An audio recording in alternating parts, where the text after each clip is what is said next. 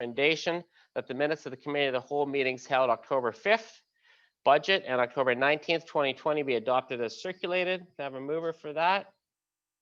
Councilor Kittrus, you don't want to move it. You want to question that one? You're on mute still. I do. Okay, go ahead.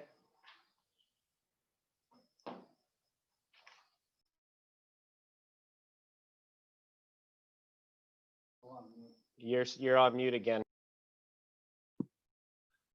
Thank you, Mayor. Can you hear me now? Okay. Thank you, Mayor. We have already passed these minutes on October the 26th. So I have a few questions. My first question is, why are we passing them again? And also, what additions were made that we have to pass them again? And why were they made? Well, let's deal with the first question just to confirm that it's accurate first. When do you have record that we passed these minutes? On the 26th.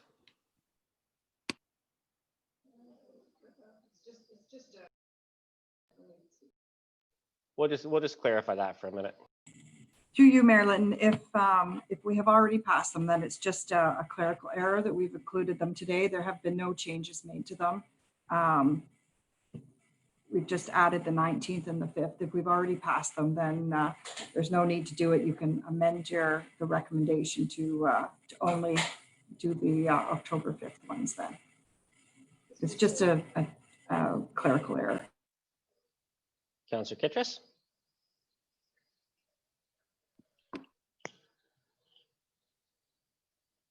You put yourself on mute again.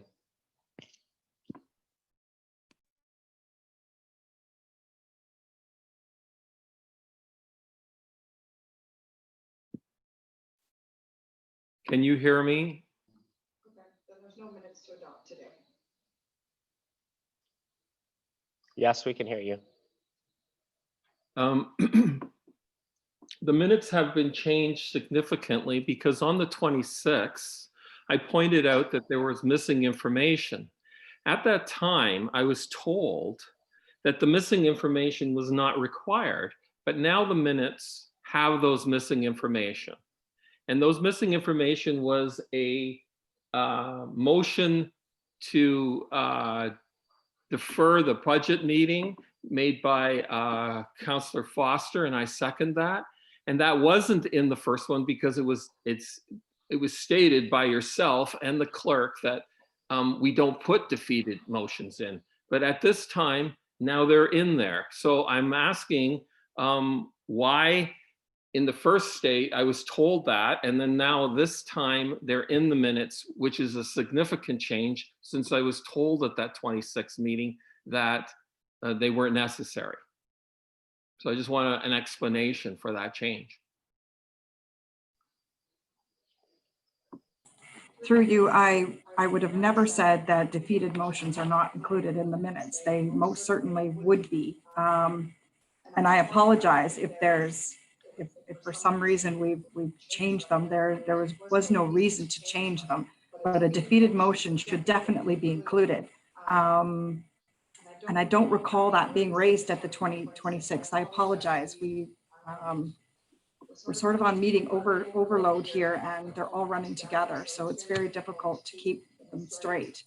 But to your question, we would always include defeated motions. They are motions, whether they're defeated or carried. They are moved and seconded and form part of the minutes. Are we talking about the 19th or the 5th?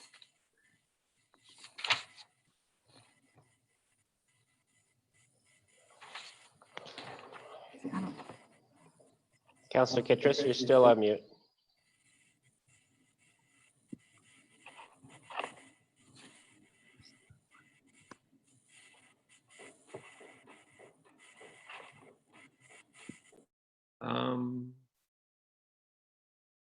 Through you, Mayor. on that 26th, October the 26th meeting, I'd made recommendations for the September 28th meeting. When Dr. Nicola Mercer, I wanted things added to that. That hasn't been done, but the October 5th, I also had wanted that motion that was defeated, and it certainly was, if you look at the recorded, that I was told that it wasn't supposed to be included. So I'm glad that it has been included, but I do have a issue with the October 19th minutes concerning 5.5, because it is also missing information. And 5.5 is the draft procedural bylaw for October 19th. And it is missing that Councillors Kittredge, Councillors Dunsmore, and Councillor McCrae were not allowed to comment on the deferred motion. Okay, we're going to take a 5-minute break here because you've thrown something in here that probably could have been forwarded prior to this meeting. So we're wanting to make sure that we answer these questions accurately. So we're going to take a 5-minute break, and we're going to make sure that we have all the information, have the minutes, and to find out here what you're actually talking about. And we'll get back to you, and we'll start up again at 2:30. Okay.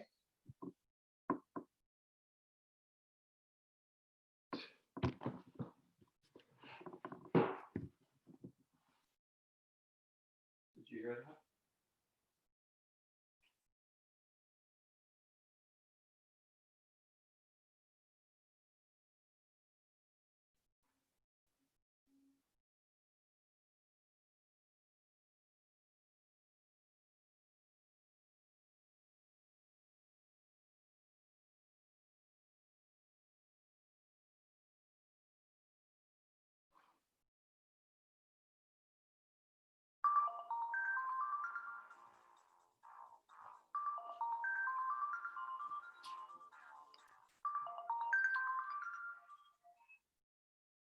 Hello? Hello?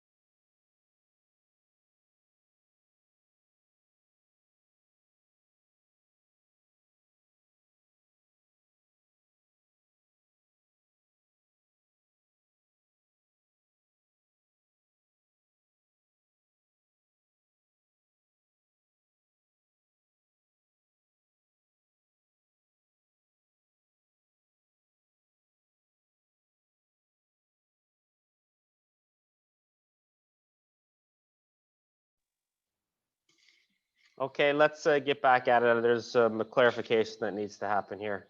Do I have members of council here?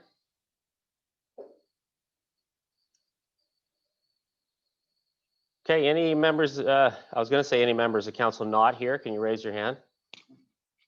Okay, so there's a little bit of clarification that has to happen here. On the October 26th council meeting, we passed the September 28th minutes, and we passed the October 5th and 19th committee of the whole report. That's why today we're going through and passing the minutes from October 5th and October 19th. So there's a little bit of a confusion as to the minutes versus the committee of the whole report.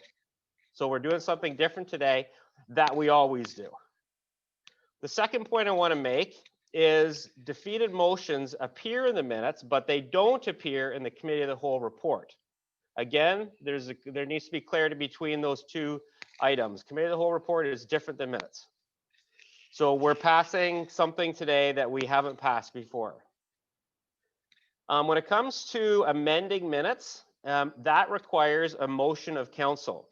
An individual councillor cannot just recommend that we add something to the minutes and it's done. That's not the way it works. It requires a formal motion of council. Okay, so hopefully that clarifies things. There's always an option for a councillor to, through our CAO, talk to the clerk prior to a meeting. Council meetings are not games of gotcha.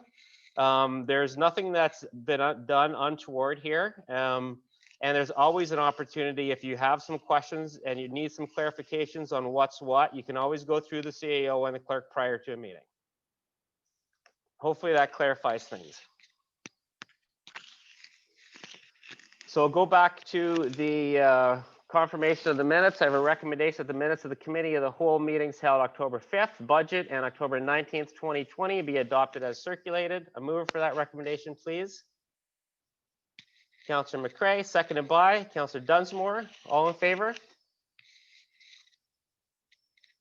Opposed? And that carries. No presentations or announcements. The first report that we have is the water and wastewater rate study and financial plan. And I'll turn that over to our Managing Director of Corporate Services and Treasurer, Dan Wilson. Welcome, Dan. Thanks, Mayor Linton. We have Jim Bruzzese here from BMA Management Consulting to do a presentation, but I just want to provide a little bit of an overview first before Jim starts. We do the water wastewater rate study and financial plans every 5 years. It is a requirement of our drinking water license that we have to submit and get approval on every 5 years.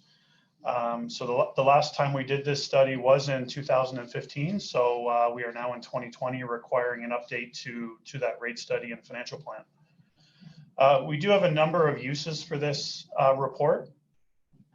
We use it on an annual basis to provide recommendations to council on the water wastewater fees and charges. That goes into the fees and charges bylaw on an annual basis in conjunction with the budget. We also use it as a tool to set the water wastewater operating and capital budgets on an annual basis. It also feeds into the township's asset management planning process. We have hundreds of millions of dollars of water and wastewater capital assets that need to be maintained and rehabbed and replaced. And our asset management plan, in conjunction with the water wastewater rate study, helps in accomplishing that. And then finally, as I mentioned earlier, this is a legislative requirement to do this every 5 years.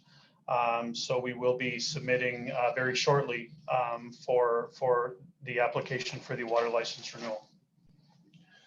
Just in terms of the recommendations coming out of the study, we do have some good news. Rate increases for both water and wastewater are quite a bit lower than they were anticipated 5 years ago. From a water perspective, for the last 5 years, the rates have been going up by 2.5% annually. The updated rate study suggests a 0.9% increase in 2021 and a 1.1 to 1.2% thereafter. For wastewater, we have been doing 4% increases for the last 5 years. And the rate study suggests 2.8% in 2021 and then 3.2 to 3.4% thereafter. And we would use this rate study for setting rates for 5 years, and then we would be due for another rate study update in 2025. With that in mind, I would like to pass the floor over to Jim Bruzzese from BMA Management Consultant to do his presentation, and then we have representatives from both corporate services and infrastructure services here to assist Jim in answering any council questions. Thanks very much, Dan. Welcome, Jim. Thank you, Dan. Your worship, members of council. As Dan mentioned, this is a requirement to renew the license every 5 years. And in accordance with the Ontario regulations, we developed a 6-year financial plan. The township has taken a more proactive approach. Although the regulations require a 6-year financial plan, because of the long-term nature of the assets, the township has embarked on doing a 10-year financial planning process. And also the regulations do not require a financial plan for the wastewater operations. However, the township has prepared a financial plan for the wastewater operations as well. So the goal of the exercise is to ensure that the township's water and wastewater operations are financially sound and services can be provided on a sustainable basis. As Dan mentioned, there is a formal process annually that council undertakes, and they approve the budget. We have prepared a multi-year forecast. The forecast, however, is based on assumptions, and naturally, because it's based on assumptions could change. There could be changes in council priorities, planning policies, service levels, consumption projections, infrastructure requirements. So all of those assumptions that are built in, although we made great effort to present accurate financial projections, it's all based on the data available at this time, and in the future could change as a result of that.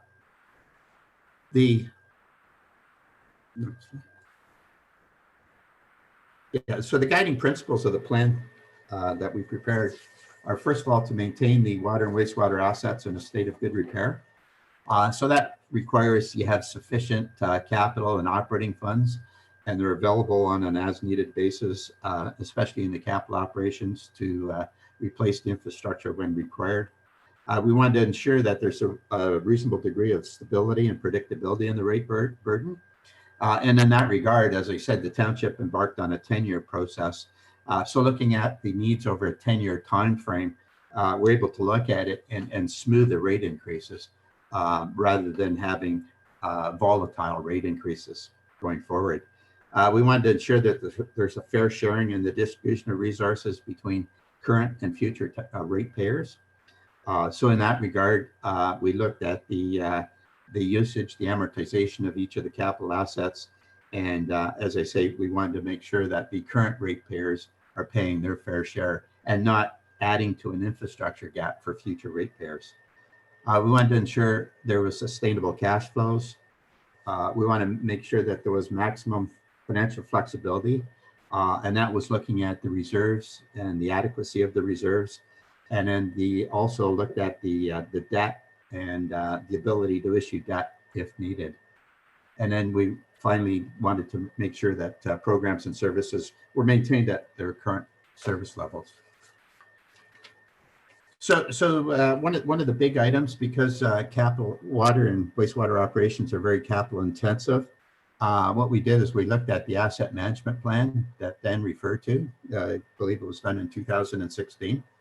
And we took each of the assets and looked at the years of replacement based on the useful life of the asset, the individual underlying assets. And we plotted them in 5-year increments, and you can see the results of that.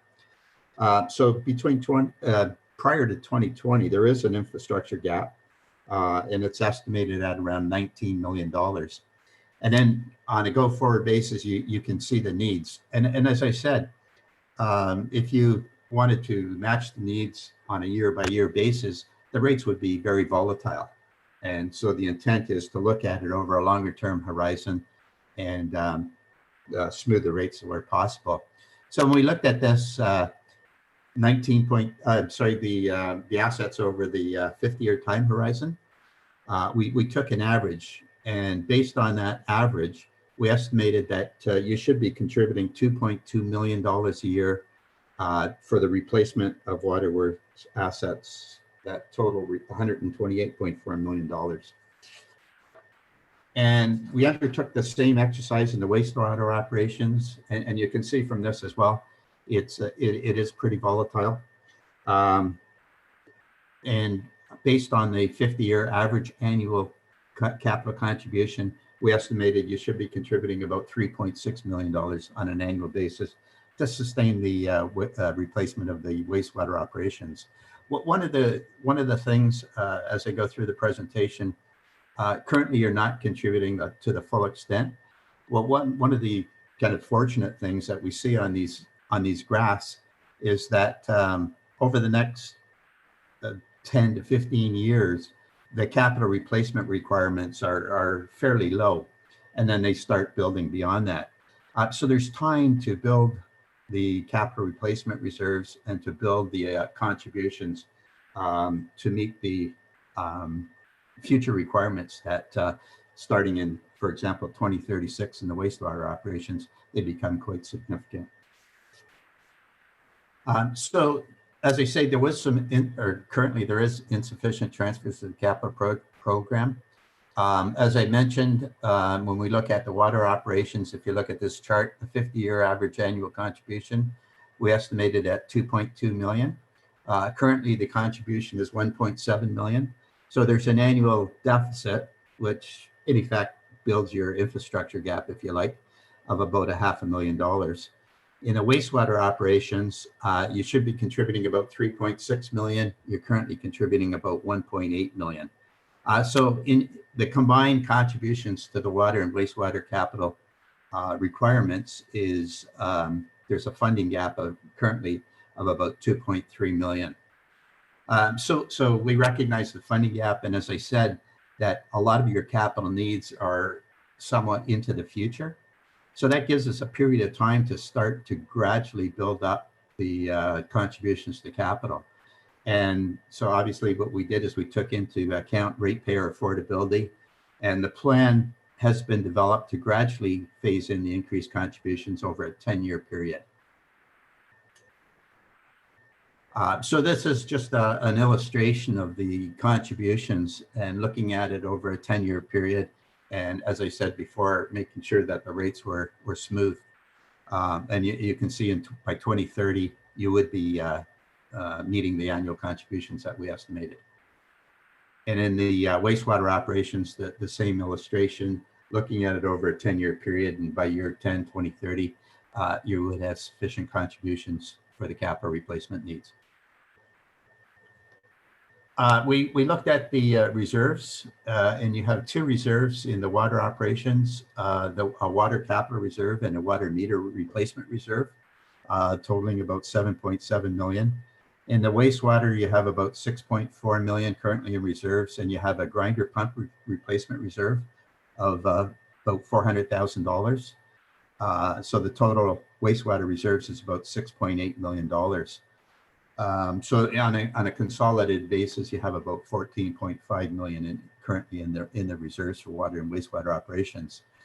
We recommend that looking at the reserves, a lot of municipalities are where they had multiple capital reserves are looking at consolidating the capital reserves, and we think that possibly on a go-forward basis might be a good approach for the township. And the reason for that is looking at it on a consolidated basis, it improves flexibility. So even though you may not have sufficient capital reserves in one account, when on a consolidated basis, it helps ensure that you meet your corporate priorities. And then we also looked at debt, and you're in good shape in debt. You have water debt in terms of the rate recovery debt, you have water debt outstanding of about $951,000. And that, I think that expires in the year 2025. And in the water operations, you also have development charge related debt. That's fully funded from the development charge, future development charge collections. In the water operation, regarding the development charge debt, you have about 1.7 million. In the wastewater operations, there is no rate supported debt. You're in good shape there. However, there is debt related to future development charge collections. And there's about $14.7 million related to wastewater debt. So overall, from rates, you have almost $1 million to recovered from rates. And as I say, that expires in 2025. And then from development charges, there's about 16.5 million.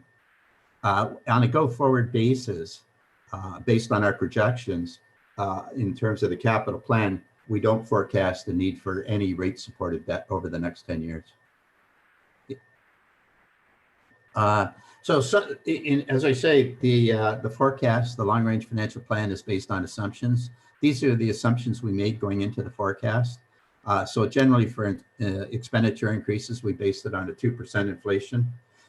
Capital projects, the capital projects are increasing at a little bit greater rate, and we projected capital project costs to increase about 3% annually. As I said, there is no rate supported debt in the forecast. However, there is future debt required for growth, and it's recoverable from development charges. And in terms of the development charge debt, we assumed an amortization period of about 20 years, using a current rate of about 2.86%. And as I say, it's all related and would be recovered from development charges. And there's 9.9 built into the 10-year forecast that you would have to issue debt for in terms of development charges, and 31.7 million for the wastewater operations. There is growth, we recognize that. So we built into the calculations an assumption for growth of 1%. And then your system is growing, we also recognize that. And so regulations are also changing. So we built in slight increase in staffing levels over the next 10 years. And again, the reason for that is to meet the growth-related pressures that you're experiencing and address regulatory and legislative requirements. So the blended rates, this is looking at the rate revenue requirements. It's not the rate charged to the individual homeowners, because at this point, it doesn't take into account that growth that I talked about. So in terms of water over the next 10 years, and again, it builds the capital reserve replacement to the sustainable levels, we projected a 2.5% increase in rate revenue requirements, and in wastewater, 4.6%. So a blended increase of about 3.6%. So when we factor in the growth, these are the impacts after factoring in the growth. This is looking at a residential homeowner using on average about 165 cubic meters a year with a 5/8-inch meter. So you can see from this that that homeowner in 2021 would face what we're recommending, a 1.9% increase. And then you can see the increases from 22 onward. And this is water and wastewater, by the way. It's generally in line with inflation. It's 2.2 to 2030, it's 2.5%. And as Dan mentioned, this forecast has to be redone every 5 years. In 2021, just give you an example, a typical residential customer that consumes that 165 cubic meters will experience a $1.76 monthly increase. So we think that the township's plan, the financial plan, is financially sustainable, one of our goals. It's able to meet the existing financial obligations, no need to, issue debt for the rate operations. There is sufficient flexibility to respond to changing circumstances. You have reserves, and you have a lot of debt capacity, if you like. So that provides an ample amount of flexibility that's required. And it does provide for sustainable cash flows. And that's the end of the presentation, Your Worship, and I can answer any questions.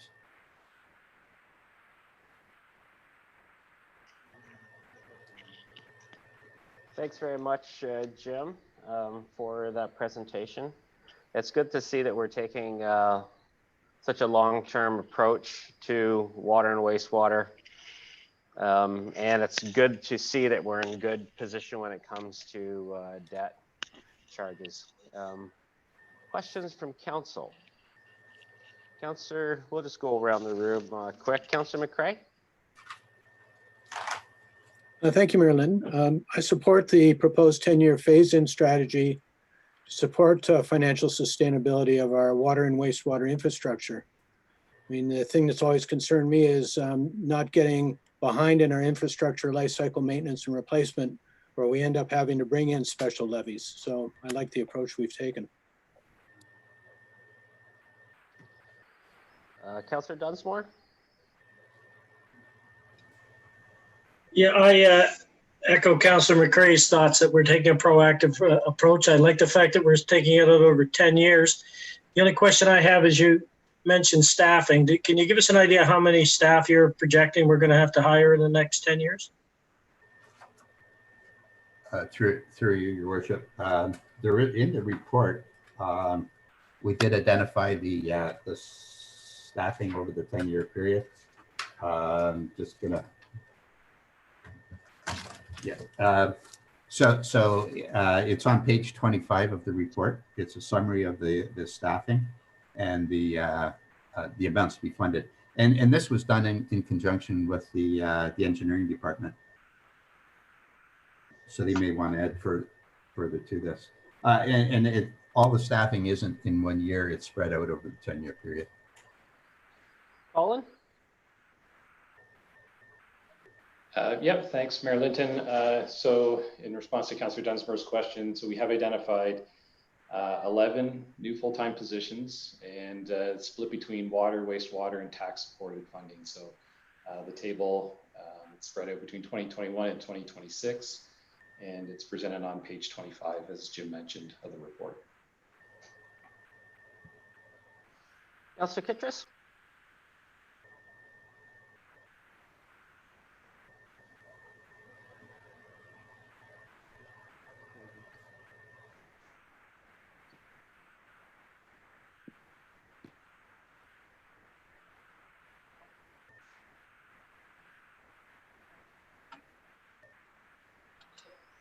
Councillor Kittredge, you're still on mute.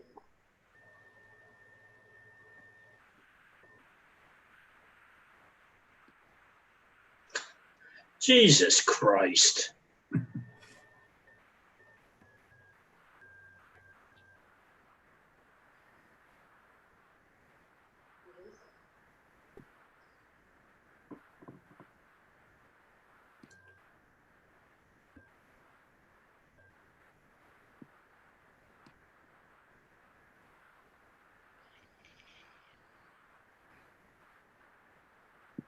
Is that working? Yeah, that's good. Thank you, Mayor.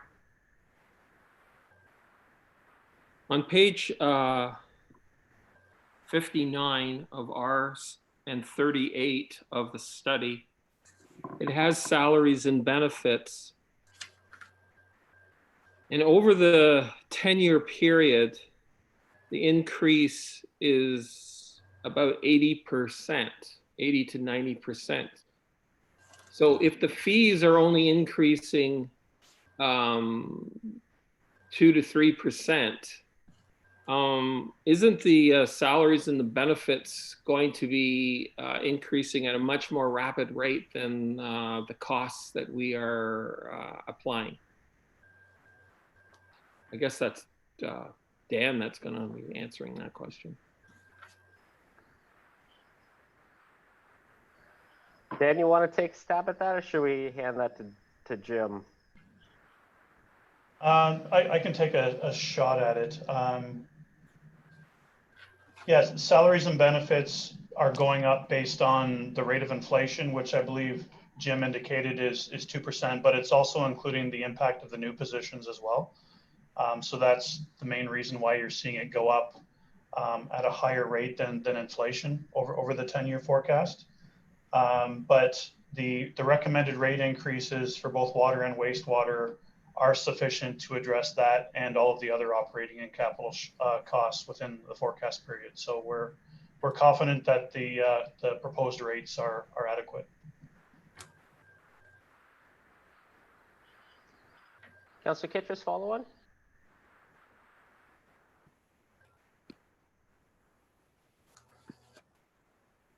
Oh, that's good. Okay. I'd like to follow up on that. Thank you, Mayor.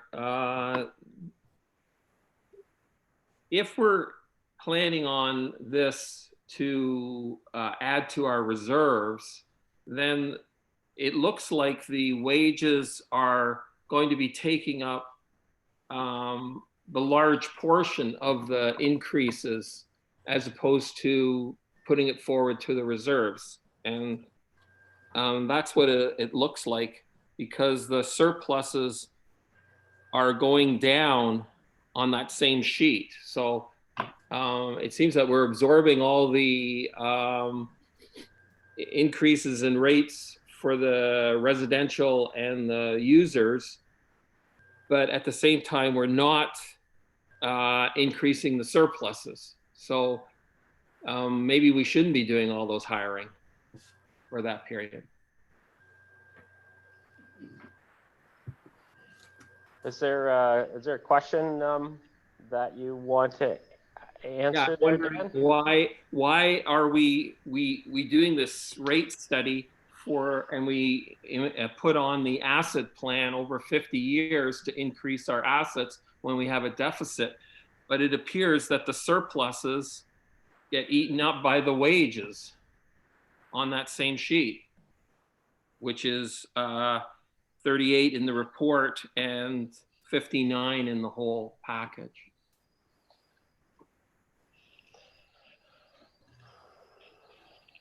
I'm not sure what the question. Dan, do you want to answer the question? I mean, staff are part of the system, so I'm not sure how you're dividing the system from people. I mean, as the system gets bigger, it requires additional staff as we get bigger. So I don't know how Dan's going to answer that question, but I'll pass it over to him anyway.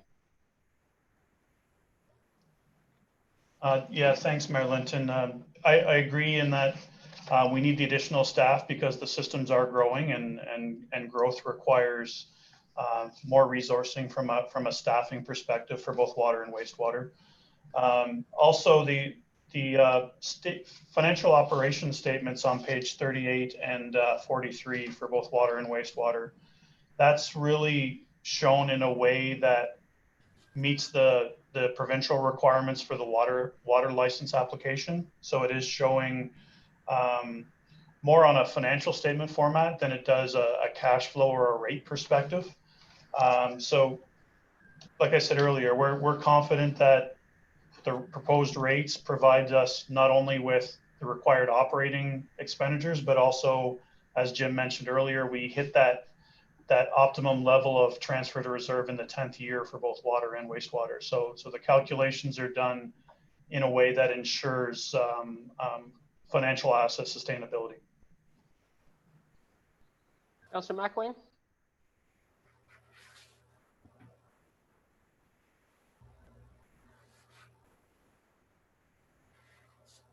Sorry, I had no questions. Councillor Van Leeuwen? Thanks. Yeah, through you, Mayor.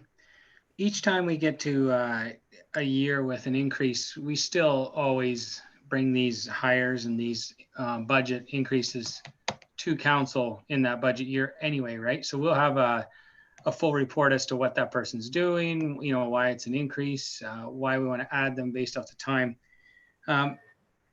Will we anticipate some savings? I noticed there's like construction crew and stuff. Are we anticipating taking on some of the projects ourselves versus outsourcing? Just very high level. I don't need to know all the details. Thanks. Colin, you're probably the best one for that one. Yeah, through Mayor Linton. Yeah, that's exactly right. Councillor Van Leeuwen is, these will all come to council through the annual budget process. It's a lot of these positions are already in the staffing strategy that's in the budget document from 2020, and so we've forecasted just another a couple of years out, just to look at kind of what our needs are, what we see are kind of the demands on our staffing in terms of, as Dan mentioned, as the systems grow, as we get more customers, as the flows increase at the wastewater plants or demands increase or additional wells come online, where we're going to need extra or additional resources in order to properly manage the systems. And so things like the construction crew is something that we've seen in other municipalities where there may be an opportunity again as we grow to employ some internal resources to do whether it's water main break repairs or structure repairs, whether it's to bridges or catch basins or maintenance holes. There's some opportunity there as well. So these are things, again, this doesn't set it in stone, doesn't set these positions in motion, but it's just some ideas to help with the forecast.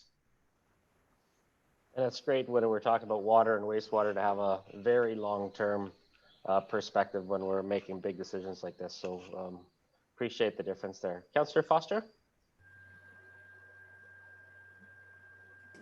Thank you, Mayor. I have two questions. My first question is for Dan.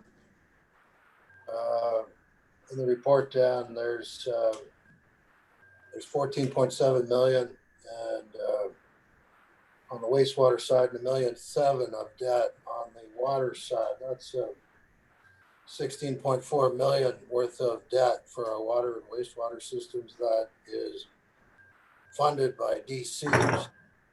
My question, Dan, is let's just hypothetically consider what if there should be a time where there is no development charges collected.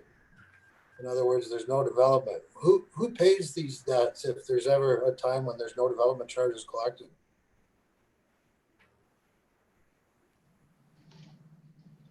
Through Mayor Linton, first of all, we don't foresee that situation to happen, but if it did happen, then the township would be paying the debt payments through water wastewater rates. But like I said earlier, we don't anticipate that to happen. Our DC reserve fund is in a very good position, and we expect that to continue. Councillor Foster, following. I think what I hear you say, Dan, is the taxpayer would pay those debts if ever we had no DCs. Is that correct? Thanks. That was part of what he said, but I think you missed some of it. Councillor Dan? Yeah, thanks, Mayor Linton. What I'm saying is the water and wastewater customers would pick up the debt through their water and wastewater rates. But like I said earlier, we're not expecting that to happen.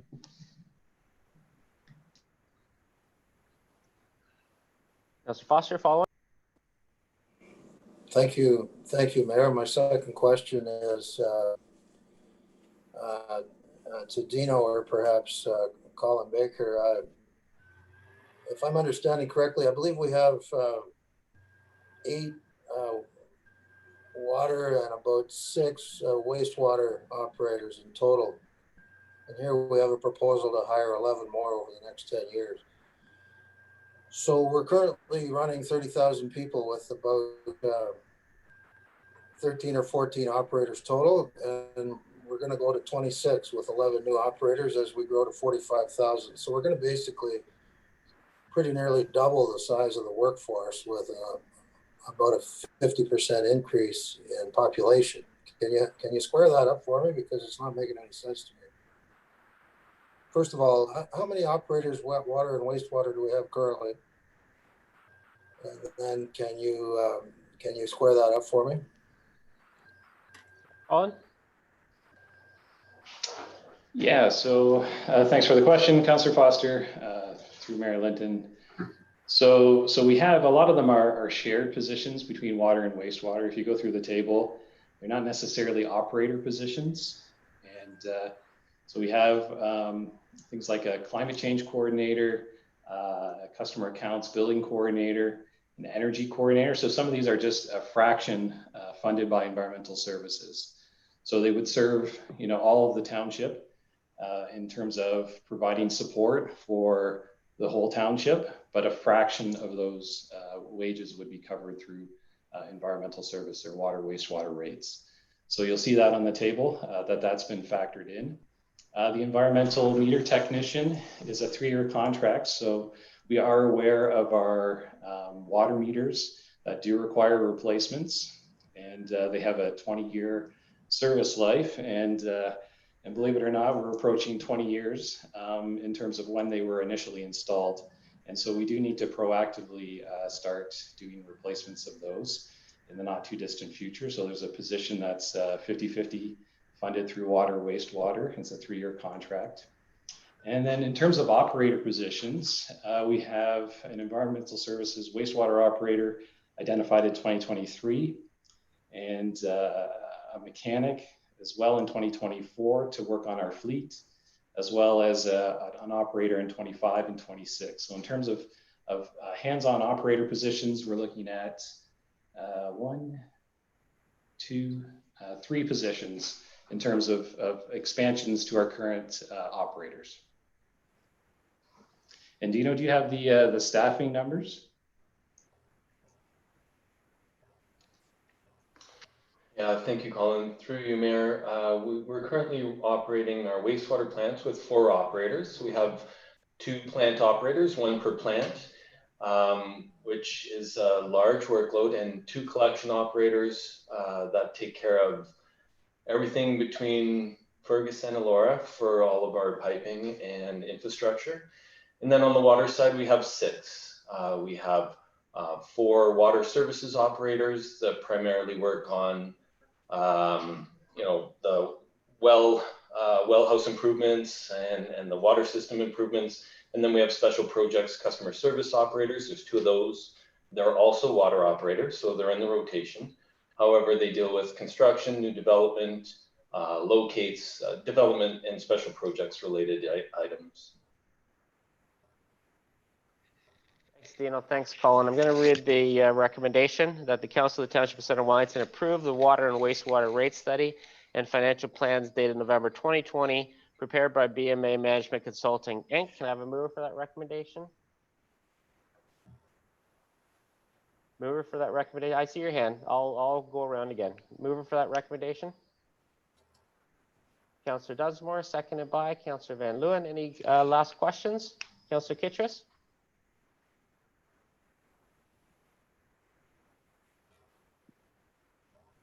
Thank you, Mayor. I don't have a question. I just like a recorded vote for this.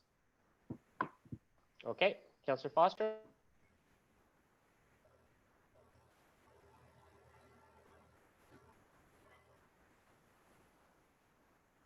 Councillor Foster? Thank you, Mayor. Colin, you haven't answered my question. We've got 6 and 4, that's 10 operators total. Water and wastewater. You haven't answered my question at all, Colin. So we got 31,000 people. We got 10 operators. We're going to hire 11 new positions. That we're going to double. If we're not going to double, it sounds like actually we're going to hire coordinators and a mechanic and a whole bunch of overhead type positions. It looks to me like most of the increase is going to fund hiring, and I can't support that. That's a ridiculous way to go forward. You're going to give me why the positions are needed, what they're going to do. You've given me a baffle-gab answer, so I can't support this. Thanks for the color commentary, Councillor Foster. I'm going to hand it over to our CEO, Andy Goldie. I'd like people to remember what Councillor Van Leeuwen mentioned beforehand. This is a very long-term plan.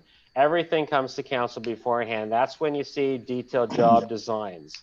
You don't see that in long-term forecasts. So just want to make sure that people understand the difference between that. Andy? Thank you, Mayor Linton. Part of the reason you see these is these are changing regulations that we are speaking with the ministry. There are a number of the positions, environmental and energy, that our municipality is already supposed to be doing, that we're not meeting those requirements based on the fact that we don't have those resources to do that. So we're forecasting the ability to be able to say we need to meet these regulations. The province is going to get more vigilant about having municipalities meet or exceed those regulations. So as Colin mentioned, a number of the positions are shared across the organization, not just water and wastewater, and to meet our statutory requirements within the regulations set out by the province. And then the operators, just looking at our COVID situation, we have a number of situations where we're pushing our ability to be able to respond to some of those situations in backing up and making sure that we have our systems operating. Our staff are excellent in being able to keep that moving. But as we meet higher and higher regulations, we're going to need staff and resources to do that. Thanks, Sandy. And I just appreciate councillors speaking respectfully to staff. Councillor Dunsmore. That's a good segue, Your Worship. I would like to apologize to the member of council and staff and anybody watching this on live stream. I've gotten a little frustrated today with my iPad and reading reports and microphone glitches, and I did speak inappropriately, and apparently I said some inappropriate things while my mic was hot. So I apologize to everybody for the disrespect that showed everybody on council, particularly the public. Thanks, Councillor Dunsmore. Okay, we have a mover and seconder. All in favor of this recommendation? Opposed? And that carries. Thank you very much. Thank you, Jim, for being with us today. You're welcome. Thank you. Oh, yeah, sorry. Recorded vote. Apologize for that. And I will allow our clerk to do a recorded vote process. Councillor McCray? Yes. Councillor McElwain? Yes. Thank you. Councillor Dunsmore? Yes. Councillor Van Leeuwen? Yes. Councillor Kittredge? No. Councillor Foster? Higher rates for more hiring. No. Yes or no, Councillor please? Foster, it's yay or nay, please. No. And Mayor Linton. Yes. 9.2, moving on to a bylaw to restrict the weight of vehicles passing over certain bridges in the Township of Centre Wellington. And I'll turn things over to Adam Dickieson. Welcome, Adam. Oh yeah, he's in the waiting room. I'll give him a second to come in.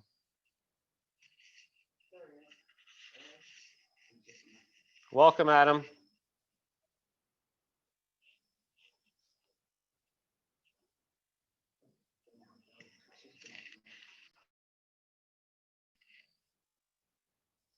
Okay, Adam, I'll turn it over to you at this point to go through your report.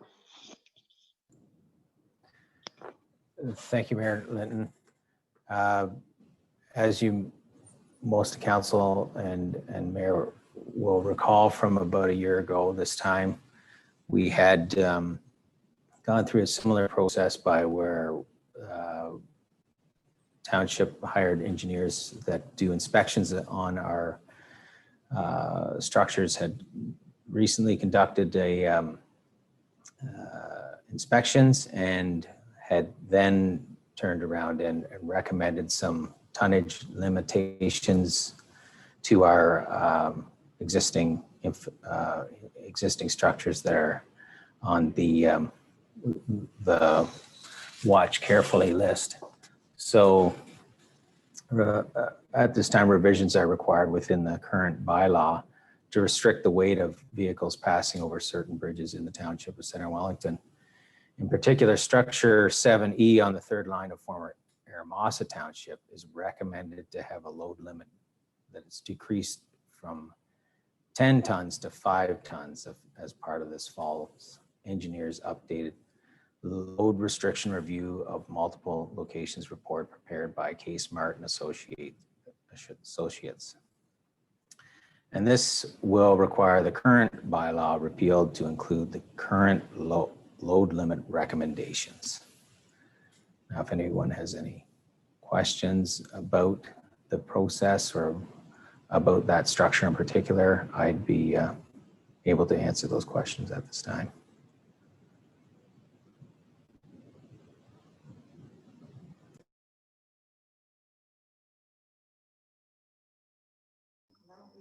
Sorry, I don't see Councillor McElwain. Oh, he's coming back on. So just let's wait till Councillor McElwain gets back on. Are you back on, Councillor McElwain? I am. You are? Okay.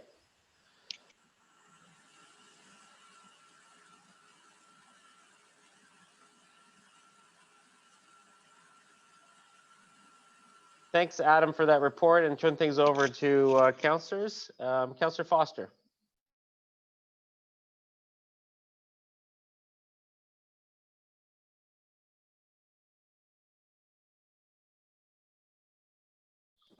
Thank you, Your Worship. No questions on this one.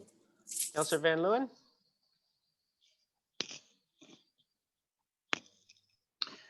No questions, really. Just a comment that it goes to show how much we got to keep building these bridges and watching them, because they just keep coming up with more deterioration, and I hope we get a handle on them very, very soon.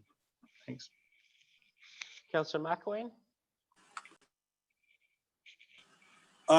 Just a quick question. I thought it was every couple of years that we had the inspectors, not every year. I just wanted to clarify that. Yeah, you're correct, Councillor McElwain.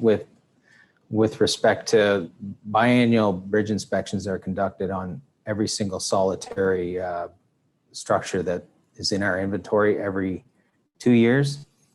However, with those that are currently load restricted, some of them we're inspecting twice a year because of the rate of deterioration and the concerns that they currently have with their deterioration level. So that explains, there's those that are every 2 years, and these few structures listed in the report are on the watch carefully list and are inspected more frequently.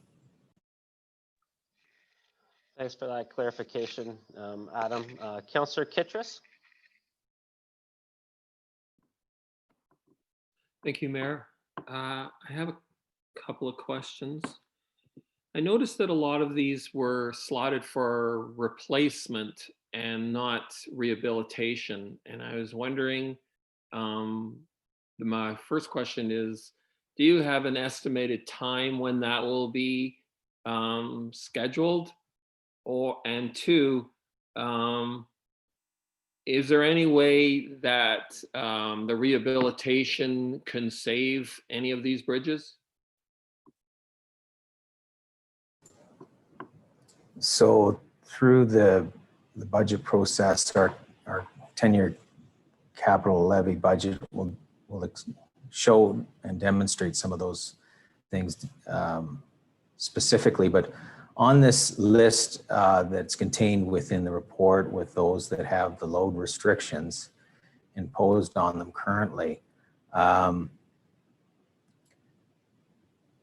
just going from memory, and because of the age and rate of deterioration on this list, they're all slated for replacement over rehabilitation. It's been recommended to consider a full replacement over rehabilitation with these particular structures for a number of different reasons. Thanks, Adam. I'm going to turn it to Colin because I do know we have a bridge rehabilitation program as well that helps us not get as many bridges to this level of deterioration. So I want Colin to speak to that for a second. Yeah, thanks, Mayor Linton. And just to add what Adam's said is, for the most part, these ones are getting to near the end of their life cycle. We've made at this stage some assumptions in terms of budgeting for replacement, but for the most part, these will go through a class environmental assessment where we'll look at the options in terms of rehab versus replacement versus perhaps permanent closure. And so, yeah, that's the plan here. We have made some assumptions, obviously, for budgeting purposes. We have to make some sort of assumptions, but with these ones getting close to that end of service life, for now, we've made the conservative assumption for replacement. Councillor Dunsmore? I have no questions. Councillor McCray? Thank you, Mary Lynn. Through you to Adam. Would a 5-ton maximum restrict usage of our fire vehicles? Through you, Mayor Linton. Yes, indeed. When we get to the 5-ton load limit, it restricts not only fire truck activity, but school buses as well. So in this particular case, when we get to that level of load restriction, we also implement a height limiter device to physically indicate to drivers that should they be driving a oversized, overloaded vehicle, that they'll be forced to turn around because the height limiter framework won't allow for that larger vehicle to pass through. Thank you. So a 10-ton limit would still allow our fire trucks to go through, would it? It allows some emergency vehicles to pass through, but the majority of the fire trucks in the fleet, I believe, will not be able to, they're over that 10-ton limit as well. Thank you. Okay, I'll read the recommendation that the Council of the Township of Centre Wellington adopt a bylaw to restrict the weight of vehicles passing over certain bridges in the Township of Centre Wellington. Can I have a mover for that recommendation? Councillor McCray, seconded by Councillor McElwain. Any last questions? Councillor Foster? Thank you. Thank you, Mayor. My question for Colin. In the last, let's say, 8 to 10 years, Colin, and these 10 bridges in particular on this list, have we spent any money at all shoring up or otherwise rehabilitating these bridges? Hopefully to extend their life. Have you spent any money at all on them? Repairs, maintenance? Yeah, through Mayor Linton. Let's try to recall here. Do you recall, Adam, if these have been, Adam might have better knowledge of that than me. Adam, do you have any recollection of repairs to these ones?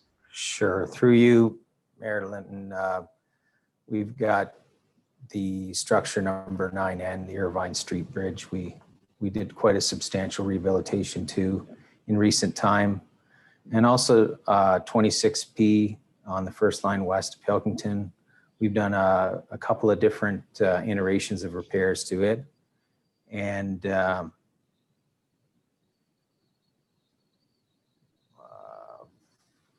3N, we've done a series of repairs to it 3 separate times.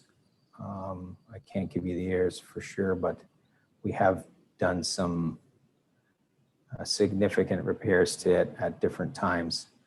But with regards to the other 7, the answer is nothing of any consequence. And again, it has to do with the age and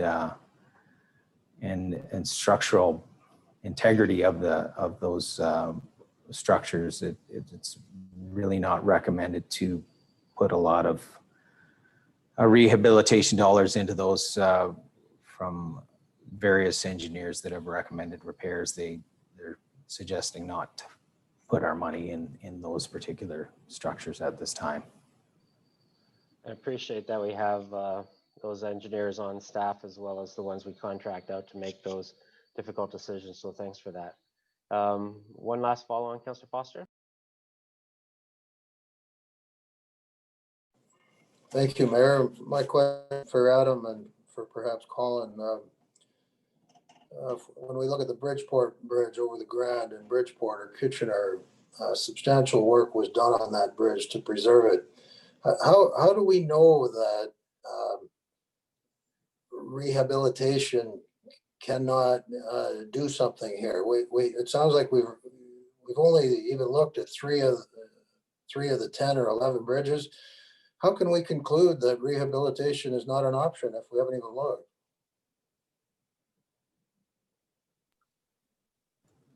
Colin, I can try and take a stab at this one through you, Mayor Linton.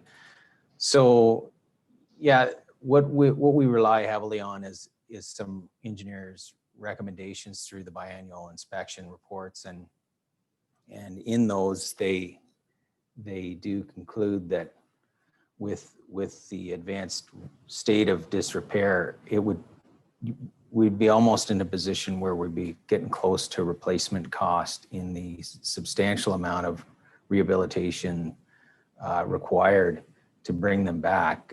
Not only that, the large number of these structures were built in the the 1920s and 30s when to allow one Model T to cross the stream at a time, as opposed to some of the large tractors that are using these rural roads at this time. So again, it's kind of a recommendation that to go ahead and with a replacement over a rehab in a lot of these cases. It's advice given to us through professional engineers primarily. Great, thanks, Adam. So to summarize, every bridge is looked at, every single bridge in Centre Wellington is looked at every 2 years. And when they get to a certain level of deterioration and they make a list like this, they're looked at twice a year by professional engineers. Did I hear that right? Mayor Linton, that's correct. That's okay. Our current process here in Centre Wellington. Okay, thank you. Call the question. All in favor? Opposed? And that carries. Thank you very much. Moving on. Thanks, Adam. Moving on to environmental registry number, and I'll turn it over to our risk management official, Kyle Davis.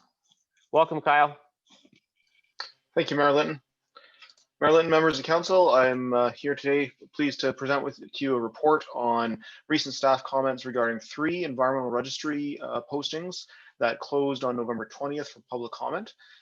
These 3 postings are related to water takings and water management in Ontario. In particular, they relate to the proposal for municipal support for new or increased bottled water takings and proposed changes for other lower risk water takings. And lower risk terminology is from the province, specifically around pumping tests and some construction dewatering activities, as well as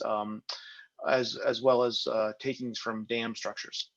So the comments are in the report for your consideration. I will just highlight 1 or 2 of the main comments. So the first posting was in regards to the host municipal support resolution, and staff are supportive of this amendment and the concept to seek support from host municipalities in applying for bottled water permits to take water. Interestingly, there are no scientific or technical grounds that are required to object to an application, as was previously indicated by the province back in August. So now it is simply that the requirement is simply that the local host municipality provide a council resolution either in support or objecting to the application. And the registry posting outlines the rules and procedures on how that goes about and how long those resolutions stay in effect. We do raise one point with the province in regards to the threshold. The threshold the province is proposing is 379,000 liters of groundwater per day. And that is not the permit to take water threshold, which is 50,000 liters. So we do understand the technical rationale from the province for choosing 379, but in our opinion, our opinion, the 50,000 is a more reasonable and appropriate threshold. Moving on to the other postings, particularly what the province has talked about as lower risk short-term water taking activities. This is a proposal to move these takings that currently require permits to take water to what's called the Environmental Activity and Sector Registry, which is another type of ministry approval, but it's more of a registration approval. So generally, staff are in support of these recommendations. There are some recommendations that we've made in regards to notification protocols that are listed in comment 2. And we also do want to note that although this proposal does mean that a pumping test for municipal or industrial water takings, including bottled water, would not require permits to take water, this proposal would result in faster completion of pumping tests, which would result in the necessary hydrogeological data being available sooner in the decision-making process. So basically that boils down to the science being conducted and being available prior to the decision needing to be made by the province with input from the local host municipality, as we hear about in the first proposal. So therefore, we feel that speeding up that work to you can actually get the science and get the data is a necessary change. Also included in this are a number of road construction dewatering permits, which would actually have an effect on the township's road construction work. Be happy to take any questions. Thanks very much, Kyle. And when the minister came and visited us here a few weeks ago, that was one of the comments that I made to him for sure about the if we can do whatever we can to put down to about 50,000 for you to require the approval of the local municipality. So that is something he's aware of, and I know that community group has the same concern. So I'm glad to see that that's in our comments as well. Councillors, Councillor Foster.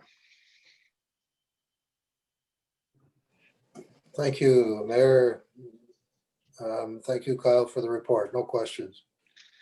Councillor Van Leeuwen.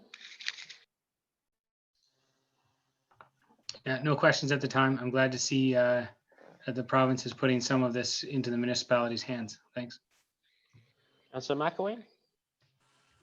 No questions. It's a good report. Thank you, Kyle.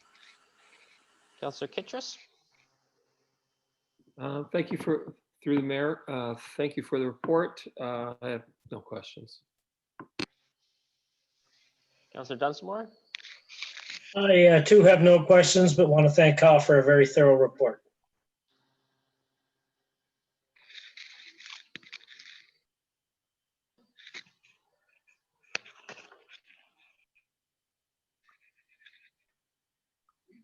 Councillor McCray. Thank you, Mayor Lynn. Thank you, Kyle, for the report. I have a couple of questions.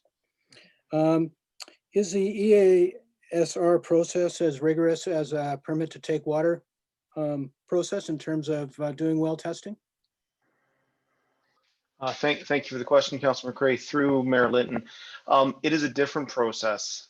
So I think you could say the permit to take water process is probably more rigorous in terms of it has ministry oversight in it, whereas the EASR or the EASR process, environmental registry, environmental activity and site registry, that is, process relies on qualified persons. So there is still oversight. There is still professional oversight, but what that oversight is no longer has been moved from the ministry's qualified persons, so engineers or hydrogeologists, to the proponent's qualified persons or hydrogeologists. So there is a difference in where that oversight is coming from. So in terms of strictly, is it being regulated by the ministry in exactly the same way? No, it's not. So there's not the same ministry oversight on the application. However, the ministry does still retain inspection protocols and the ability to inspect these EASRs. And so there is regulatory oversight in the compliance and inspection side. And then when for the pumping tests, when the pumping test would be short term and then would lead to a permanent application for a permanent or a 10-year permit, In that case, then that's when the ministry's qualified persons would be fully engaged and fully involved. Thanks, Thank Kyle. you. My second question, would a municipality or through, say, the GRCA have access to the well data collected under an EASR well test? Through Mayor Linton, that's a good question, and I would have to probably take that question back and confirm. That's something that we can certainly always request from proponents, but it's not, the EASR operates a little bit differently than the permit to take water, where you could put that requirement as a permit to take water condition. It wouldn't necessarily be a condition in the EASR. That being said, high profile pumping tests, generally the proponents are fairly willing to share that data anyway. But whether or not it's kind of always required, I don't believe that is actually a requirement under the EASR, but I can confirm that and circle back. No, thank you. Okay, I'll read the recommendation that the Council of the Township of Centre Wellington receive as information report number IS 2020-25 dated November 23rd, 2020 regarding environmental registry number 019-2422, 019-2525, and 019-2517 proposals to amend legislation related to water takings. Can I have a mover for that recommendation? Councillor McCray, seconded by Councillor McElwain. All in favor? And that is carried. Thank you very much, Kyle. Moving on to hiring of a permanent full-time building permit technologist, and I'll turn things over to our chief building official, Randy. Welcome, Randy. Thank you, Mayor Linton. Good afternoon, members of council. Before you today is a report to hire a full-time permanent building permit technologist. Some of you are probably wondering, what is a building permit technologist? We've identified areas as we've gotten progressively busier over the years, both in plans review, administration, and inspection. We have in the past used contract positions to fill in the gaps. With the most recent contract, it was a one-year contract, and it ended December of 2019. So the building permit technologist is a position that is a culmination of things. It is a person to triage building permit applications for technical requirements and drawing completeness at the time the applications are submitted, so within the first 48 hours, and then be able to communicate those technical requirements that are missing to the applicants for building permit. The position would have the ability and the qualifications to complete plans review of residential projects. So your sheds, your decks, your accessory buildings, your new houses, that sort of thing.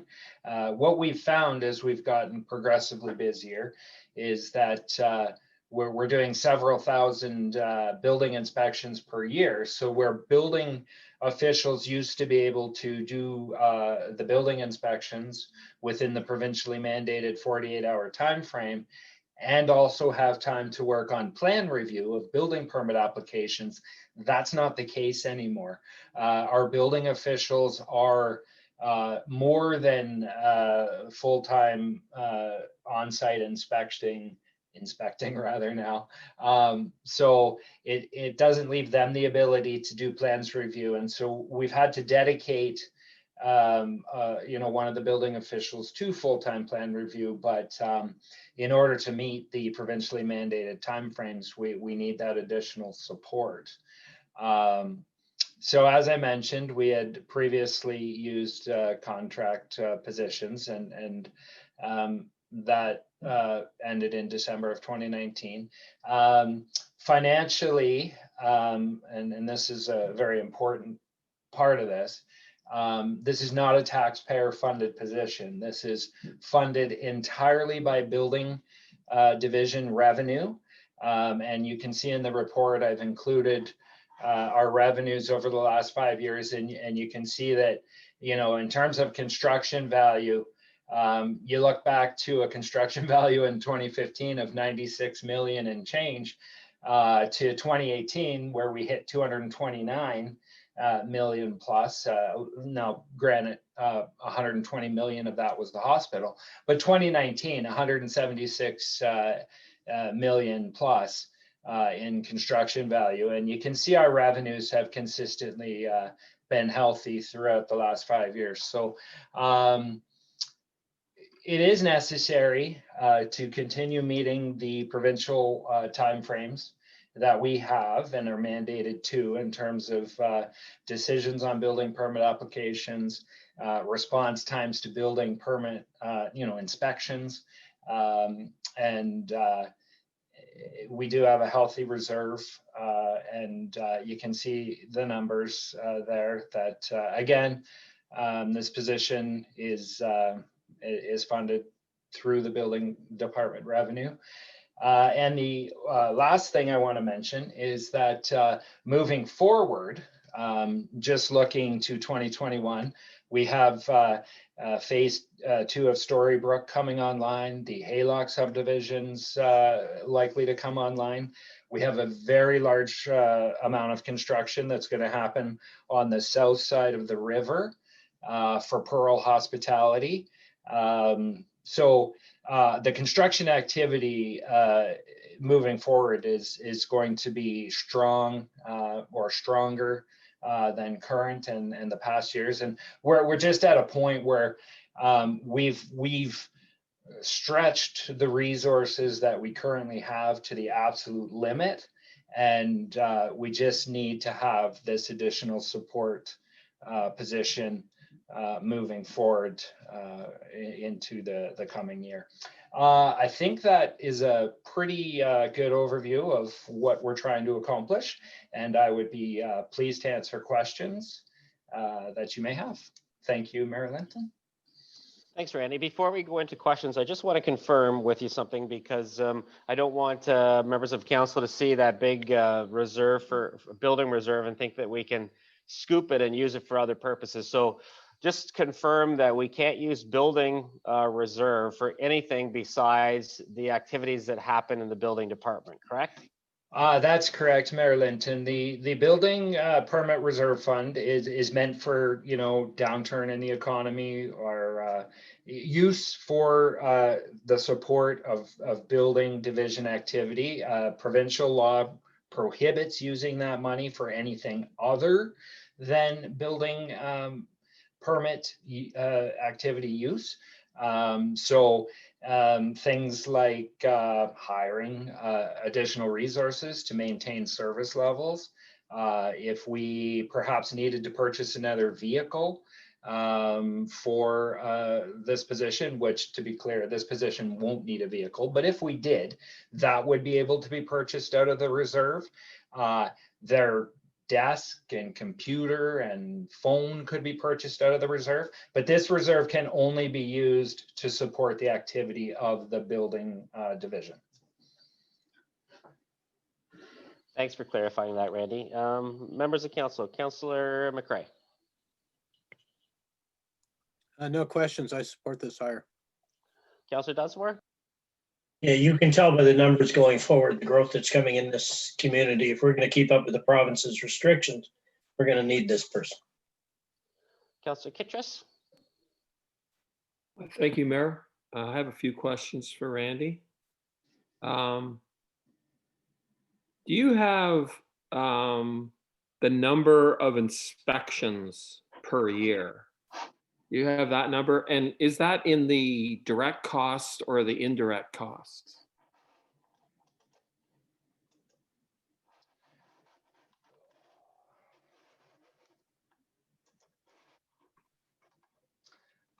Through you, Mayor Linton. My apologies, Councillor Kittrus. I was just pulling up a different report.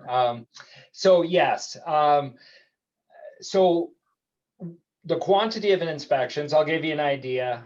If we go back to 2015, we did 3,798. And in 2019, last year, we were up to 5,063. And I can tell you that the first 6 months of 2020, the year we're in, even with the COVID restrictions that we experienced in the early going, March and April, in the first 6 months of 2020, we were over 2,500, and that puts us on projection for at least 5,000. But I can tell you, it's been extremely busy. So I expect our number of inspections this year will be higher than they were last year. Building permit activity wise, we're already over 900 permits. So we're well on our way to, the high levels that we are experiencing. And the costs of like a building official to go out and do a building inspection or to do a plan review, they are direct costs. They're directly related to the enforcement of the Ontario Building Code. Councillor Kitchus, follow on. Thank you, Mayor. There's two questions here. Is there a cap for the building reserve, and how much is that? And will we be considering reducing the building permit cost as a result of reaching the cap? So two very, very good questions, Councillor Kitchus, both of which we're studying currently. So with council's approval, we had hired CN Watson to conduct a review of the building permit fees and costs. We started that earlier in the year, in the spring. As you can appreciate, it's been a little challenging with everything being done remotely, but we worked through an immense amount of studying everything from how long does it take to do a deck inspection, how many deck inspections do we typically do, how long does it take to process the permit, what's involved at the front end in terms of the administration, accepting the permit, processing the fee at the back end, processing the end result of an issued permit and getting that to the customer. So as you can appreciate, we had to do that for every single type of permit that we process. So it's very, very time consuming, which we have worked through. We're awaiting the report from CN Watson and Associates, or Watson and Associates. So basically what that's going to tell us is what is a reasonable amount in the reserve to operate our business in the event of an economic downturn, a recession, and what do we need to do in terms of the building permit fee schedule? Do we need to lower the fees, as you mentioned? Do we need to maintain status quo? Do the fees get increased? I doubt that's going to be an option, but what are we going to do moving forward? And just to clarify, Councillor Kitchus, we have taken this position, the building permit technologist, into consideration when we're looking at the fee schedules and so on and so forth. But you're very correct. You can't just keep building a reserve fund forever.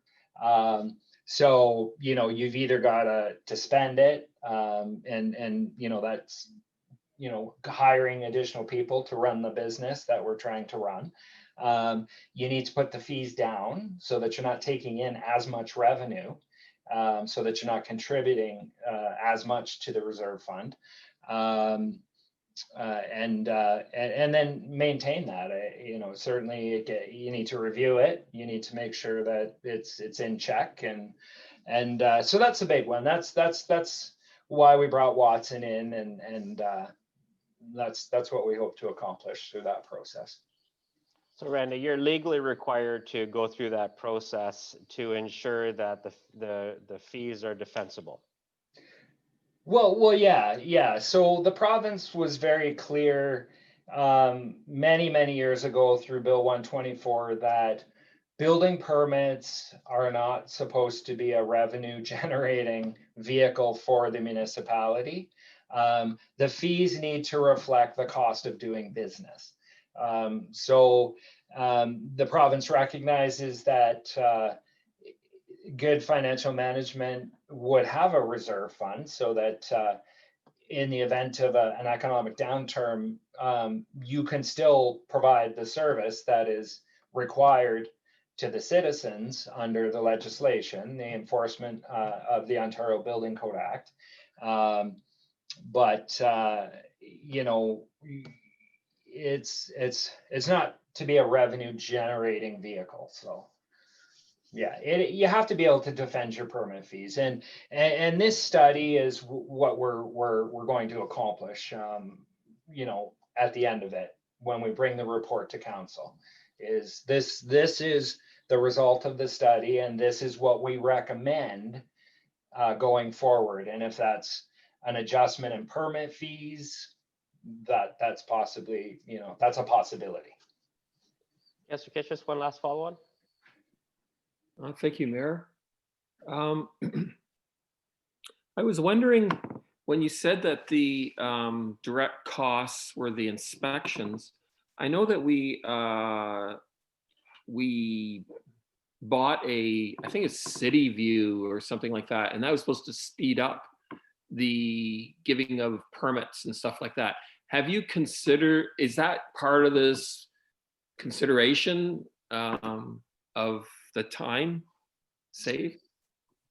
Through you, Mayor Linton, it has, City View has incredibly allowed us to maintain service levels, albeit personnel wise, we're very stretched. But without City View, and I can tell you, like, we went live in November, and this pandemic hit, and we're able to do everything. All of the applications are online.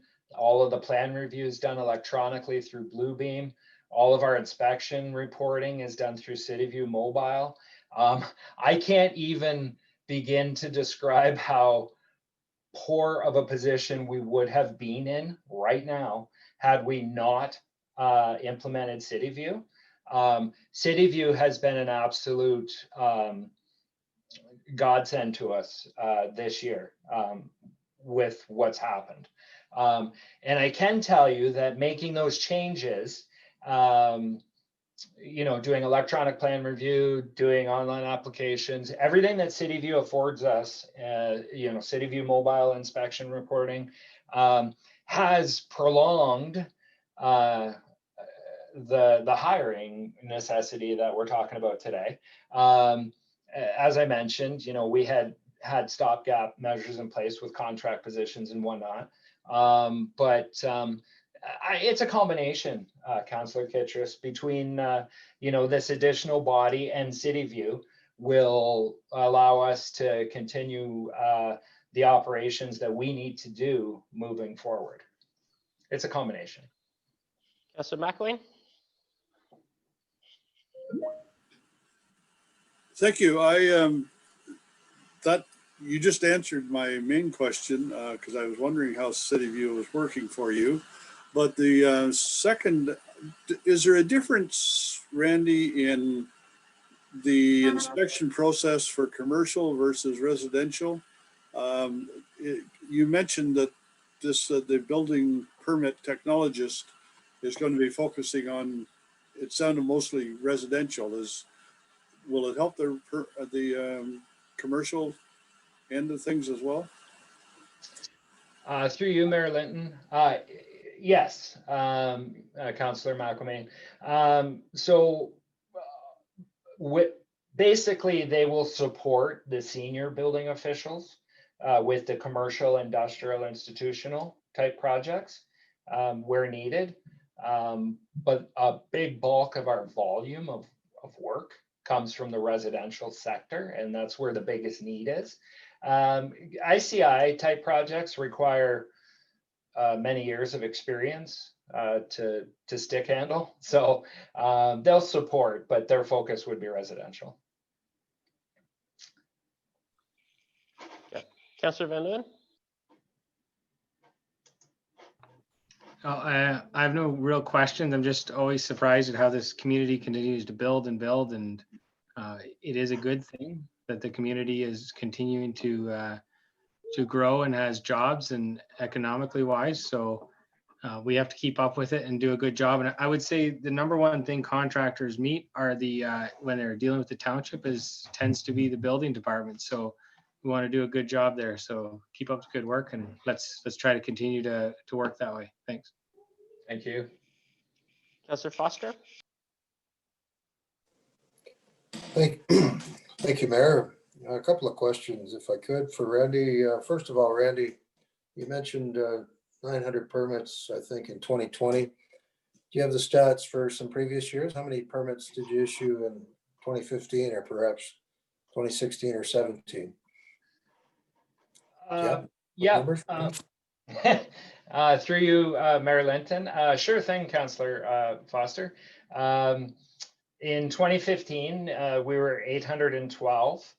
I'll give you an example. 2018, 867. 2019, 964. And as I mentioned, we've currently, as of last week, we were just past 900. So I suspect possibly close to 1,000 by the time of the end of the year.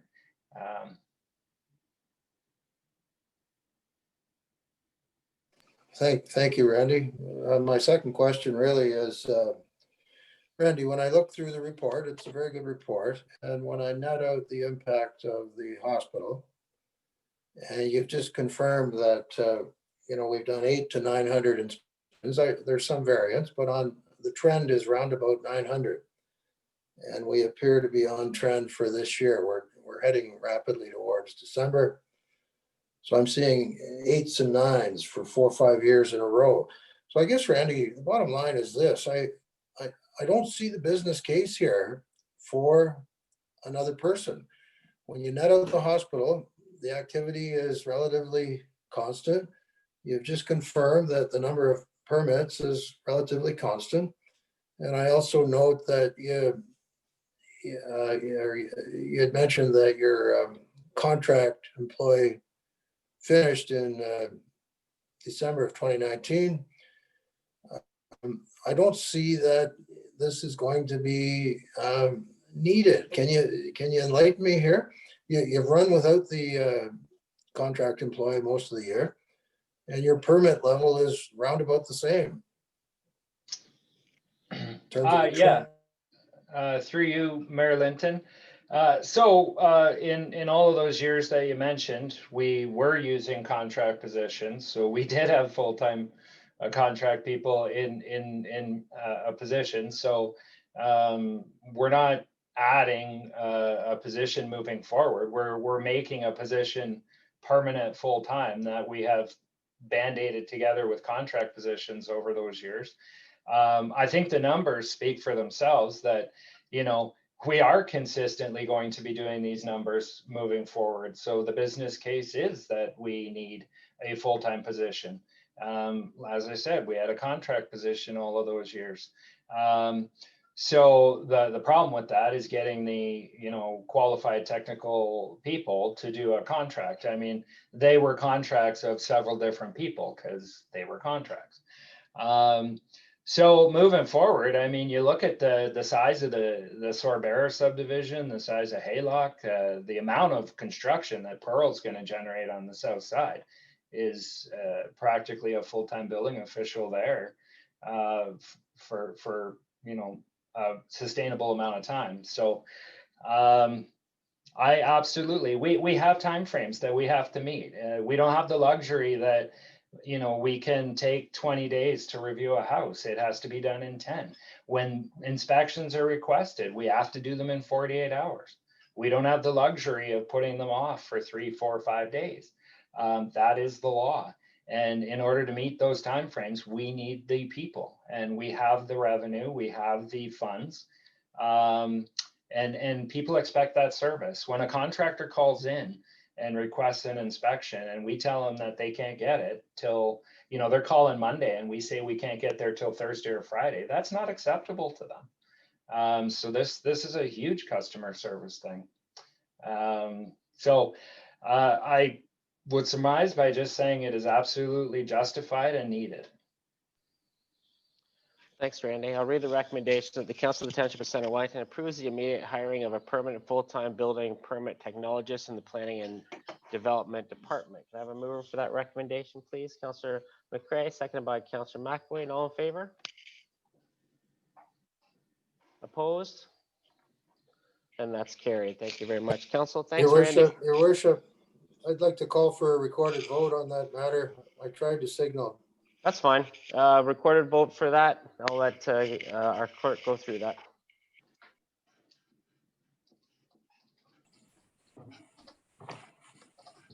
Councillor McCray, Yes.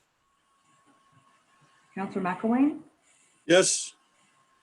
Councillor Dunsmore, Yes. Councillor Van Leeuwen, Yes. Councillor Kittredge, Yes.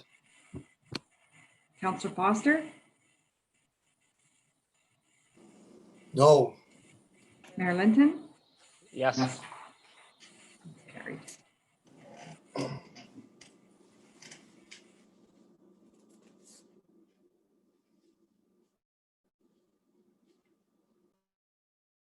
Okay, moving on to 9.5, appointments to the Fergus Business Improvement Area. We've reported in the package from our Manager of Legislative Services and Municipal Clerk. And I will read the recommendation that the Council of the Township of Centre Wellington confirm the appointment of the following to the Board of Management for the Fergus Business Improvement Area. Kim Jefferson as Chair, Deb Greer as Treasurer, Ann Axion, Tanya Graham, Natalie McNeil, Bonnie Shortrill, Melinda Croft, Joyce Reimer, Tala Jenkins, Rebecca Mullen, Christelle Martin, and AJ Broderick, and that bylaws 2015-006 be amended to reflect the new executive to the Board of Management for the Fergus Business Improvement Area pursuant to Section 204, Bracket 2 of the Municipal Act 2001 as amended. Can I have a mover for that recommendation, please? Councillor Foster, seconded by Councillor Van Leeuwen. Any questions about that? Okay, all in favor? And that is carried. I just want to thank all the members of the Fergus BIA for putting their name forward. It's really good to see a lot of people wanting to be on the BIA executive in Fergus. That's a really good sign, and we have some really high skilled, very skilled people in those roles. So I know they put in a lot of volunteer hours. So thanks to everybody on the Fergus BIA who has put their names in as volunteers for this upcoming year. It's been a tough year to be a member of BIA with COVID, and they've worked really hard. And I know our town staff have worked really hard with both our BIA. So really appreciate the hours that these volunteers put in. So thank you very much. 9.6, the closed meeting investigator, and I will turn it over to our municipal clerk. Carrie. Thank you. Through you, Mayor Linton. The report is fairly straightforward. Mr. Maddox was our closed meeting investigator for Centre Wellington, as well as the county and the 6 other member municipalities since 2015. And he has recently indicated he will be retiring at the end of the year.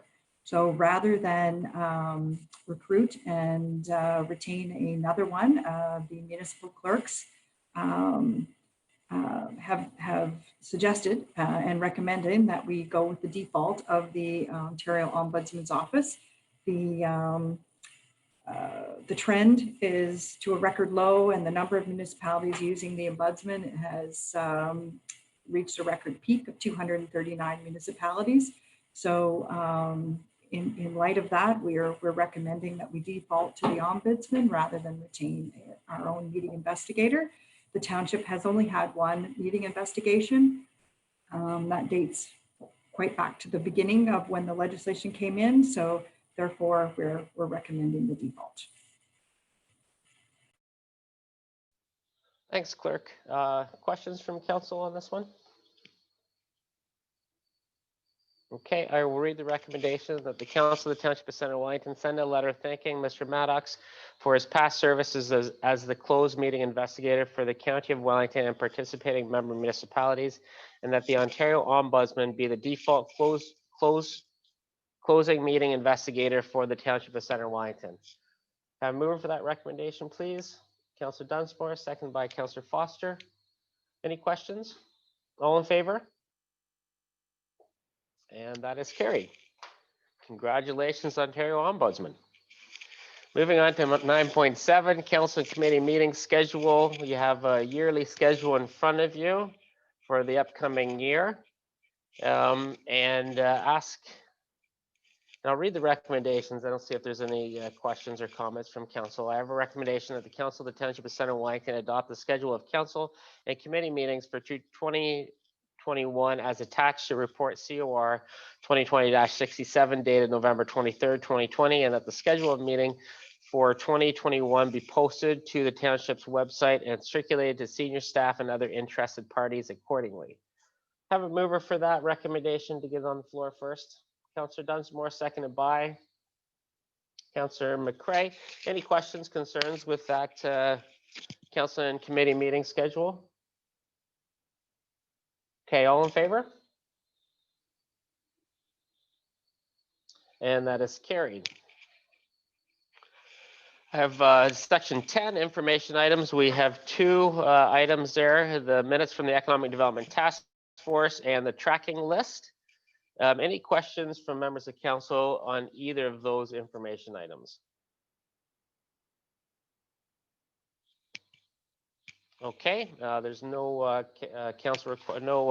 recommendation there, so I will ask for an adjournment. Councillor Kittredge, seconded by Councillor Dunsmore. All in favor?